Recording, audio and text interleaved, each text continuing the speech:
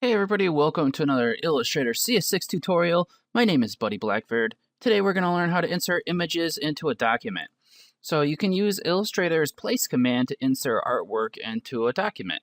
And it can be a document that's just brand new, or it can already have existing paths or images in there. So you can place different images other than vectors inside this using this command. So you can insert things like vectors, like I said. You can insert PDFs, PSDs, which are Photoshop files, as well as regular image formats like JPEG, PNG, TIFF, etc. You can even insert document files like Microsoft Word, so that's pretty cool. So let's go ahead and start, and I'll go over some of the things that I find. So I'll go to File and Place. And then go ahead and select your image that you want to use or your artwork. And for here, I have I'll move this so we can see a little better. Adobe Illustrator Artwork 16.0. And that's a vector file.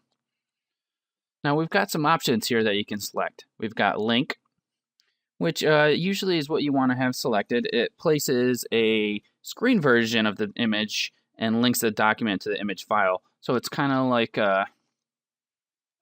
just like a temp version in there, and it's linked to the file. So if you change that file, it's going to change on your Illustrator page. Template here places a dimmed version of the image on the template layer. So it's a new layer that'll put it on. And replace will replace the current image. So if you have something selected, it's going to replace it if you select replace. So I'm going to hit place, and we're going to get this here. We got crop to media, bleed, trim, crop, art, bounding box. Now with these different items that we got here, I'll go over these at some point with you guys. And for right now, we're just going to select media.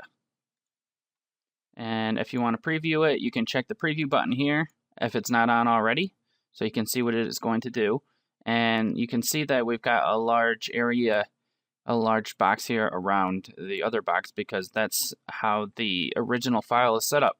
So if I hit OK, it's going to put this in the on top of all the other images, and I can click and drag and move it if I would like. And anytime I want to move it, I can just go back on top of this and move it. If I click on another set of image, I can move that individually. If I click on this one, I can move it like this. You can see that there's a difference. When I click on something that's already in here, all the paths are being shown using my selection tool. All the paths are already being shown, but when I click on this one, I'm not really able to edit the paths or see the paths with my selection tool. So if I go to my direct selection tool,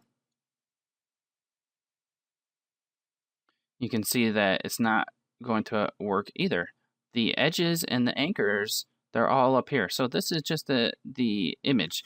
Now I can scale this image if I want to. And it's going to be able to scale up and down without losing any quality, because it is a vector. And that's one of the good things about vectors here. So that's pretty cool, I think. So there's how you place images into your document. And let's see what else we got to do. So let's go ahead and delete this out. And then let's try placing again, and we can see what some of the other options might do.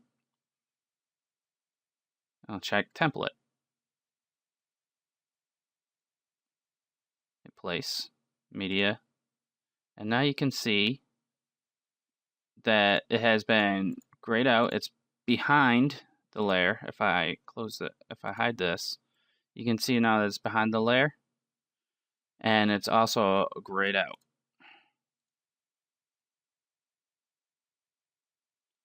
Now, since this is a template, we're not able to edit it anymore.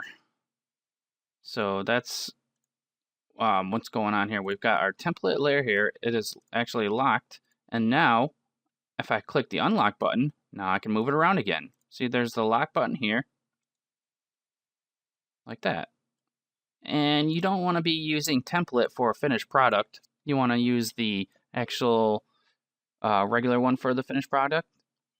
The have template unchecked, because this isn't your true colors that you want. So that's all I'm gonna show with inserting images into the document. And I thank you for watching this tutorial. So hopefully you guys keep on watching and enjoy the tutorials. Have a good one, everyone.